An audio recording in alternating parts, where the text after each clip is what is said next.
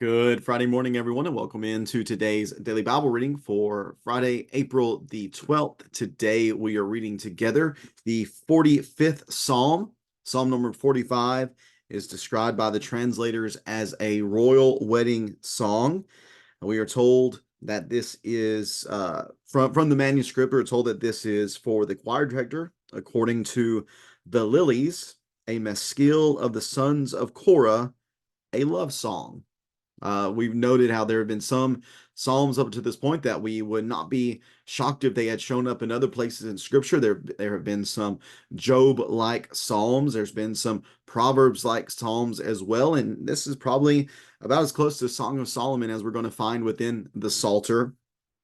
This is a royal psalm, a royal slash messianic psalm, because some of the royal psalms in and of themselves are messianic.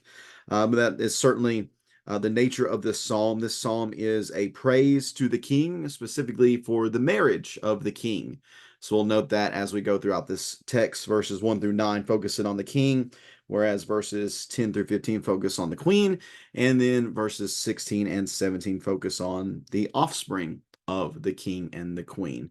So let me get the text up on the screen and we'll read along together here.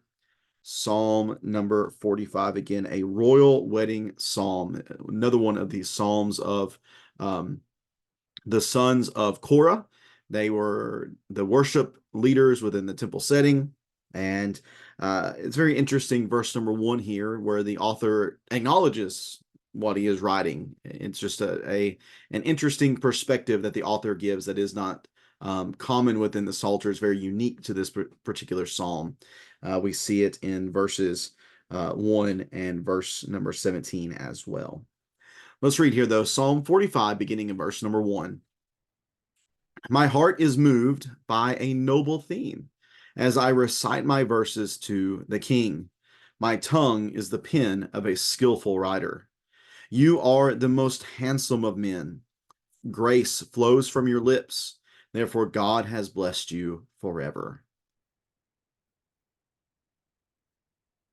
Verse 3, mighty warrior, strap your sword at your side. In your majesty and splendor, in your splendor, ride triumphantly in the cause of truth, humility, and justice. May your right hand show your awe-inspiring acts. Your sharpened arrows pierce the hearts of the king's enemies. The peoples fall under you. Your throne, God, is forever and ever. The scepter of your kingdom is a scepter of justice. You love righteousness and hate wickedness. Therefore, God, your God, has anointed you with the oil of joy more than your companions. Myrrh, aloes, and cassia perfume all your garments. From ivory palaces, harps bring you joy. King's daughters are among your honored women. The queen adorns with gold from Ophir stands at your right hand. Listen, daughter, pay attention and consider. Forget all your people and your father's house, and the king will desire your beauty. Bow down to him, for he is your Lord. The daughter of Tyre, the wealthy people, will seek your favor with gifts. In her chamber, the royal daughter is all glorious. Her clothing embroidered with gold, in colorful garments she is led to the king. After her, the virgins, her companions, are brought to you. They are led in with gladness and rejoicing. They enter the king's palace. Your sons will succeed your ancestors. You will make them princes throughout the land.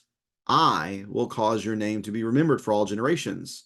Therefore, the peoples will praise you forever and ever. Psalm number 45, again, a royal wedding psalm. This psalm does begin, again, in a bit of a unique way, as the author basically acknowledges himself. I would not compare this with what we see with David, where he is talking about like various situations that he's found himself in. But this is the author just acknowledging, hey, I'm writing this. And it really gives us the motivation for why he is writing. His heart is moved, he says, by the noble theme, by this glorious occasion of a royal wedding. So as I recite my verses to the king, my tongue is the pen of a skillful writer. So just acknowledging this, the reality of the development of this psalm.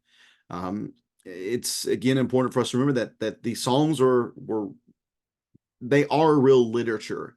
They were real productions of men writing them, and of course the Spirit working with them in the writing of these things. They're just real. They're not these mystical writings that just popped out of nowhere. No, they're written by real people and real occasions for real purposes, and we see that certainly here within the psalm. Although we're not told at all what the specific king or queen being identified is here. I'd say that once this psalm was written, it was probably used whenever there was any sort of royal wedding. It was used in a traditional sense. Focusing on the king, he says, "You are the most handsome of men. Grace flows from your lips. Therefore, God has blessed you forever." He looks the part, and he's able to govern with his tongue correctly. He says the right things. He looks right. He speaks right, and these were signs that Yahweh was blessing the king. Uh, this glorious king is a reflection of Yahweh's glory. And that's certainly something that's going to be a key idea behind the psalm in its entirety, I believe. Verses 3, 4, and 5 talk about the king as a warrior, how he has great majesty and splendor. But notice that this ideal king who looks the part, who speaks the part, who fights the part, he does so for noble causes like truth, humility, and justice. These, of course, being things that Yahweh is concerned with. And again, the king is a reflection of Yahweh's goodness and Yahweh's character. That's why it was so important for the people to have a proper king, because the king was to reflect God's glory. And so we think back in the history of the people, Saul definitely did not do that. King David did it in a much better way. Solomon kind of did it here or there, and after that, it was just almost luck of the draw whether or not the king would be what he was supposed to be.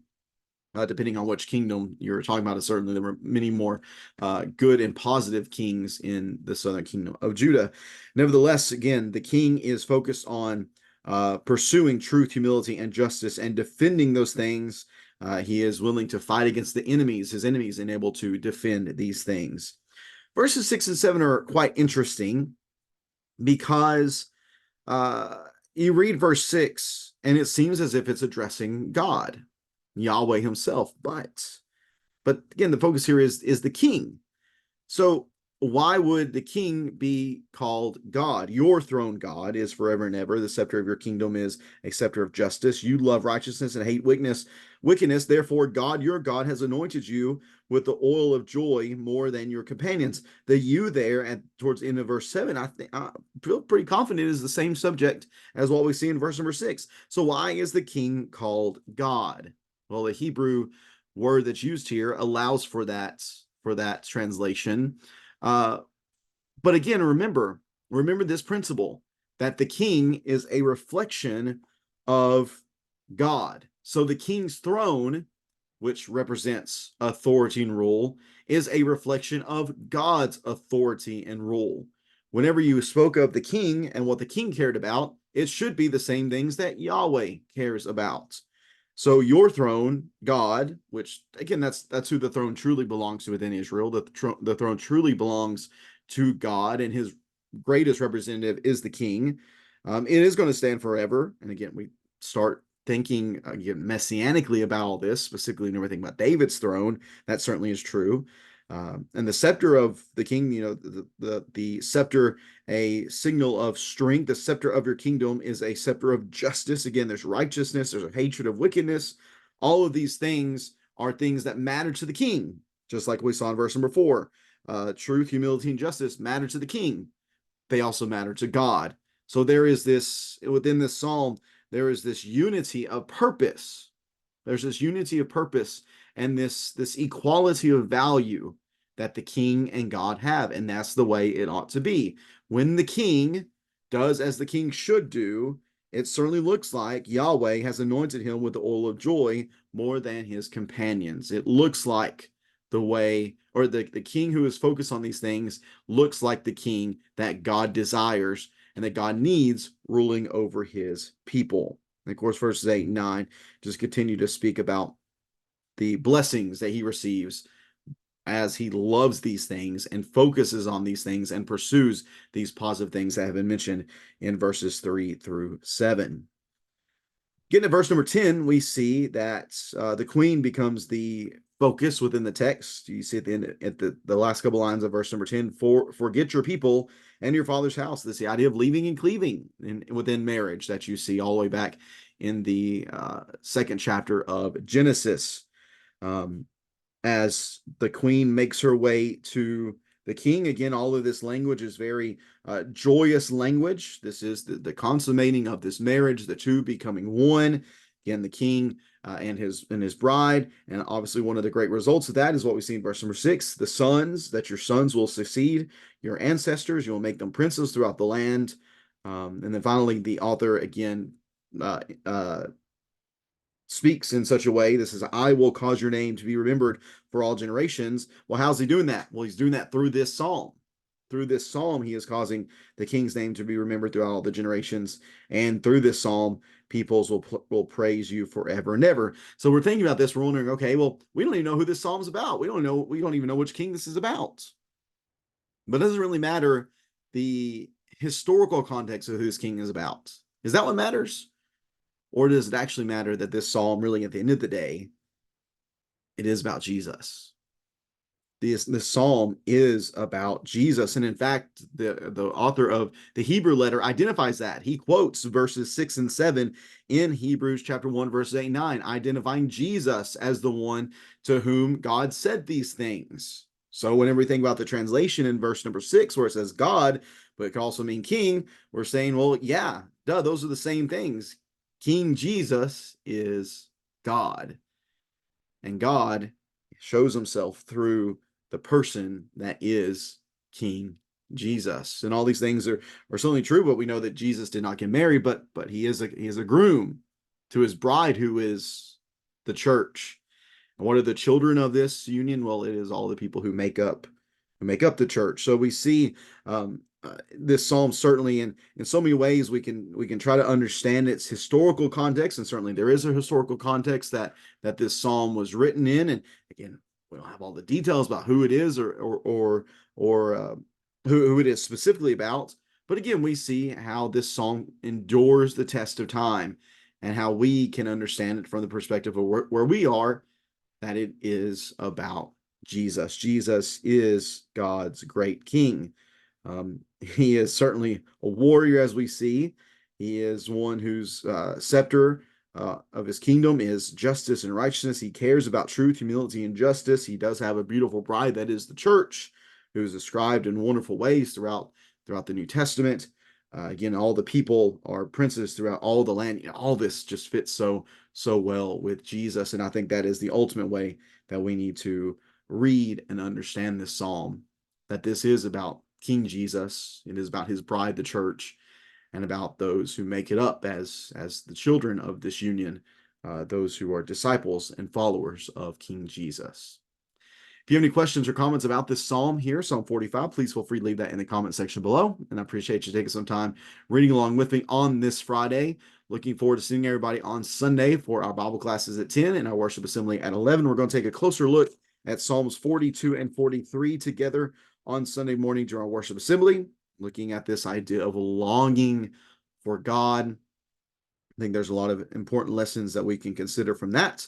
And then we'll be reading again on Monday from Psalm number 46, which is a psalm recognizing God as our refuge. Looking forward to reading that with you then as well. Lots of good stuff coming up in the next few days. Looking forward to spending our time together in God's Word, and I hope it is a blessing for each and every one of you. Thanks again for tuning in today. Have a great Friday. Take care, and God bless.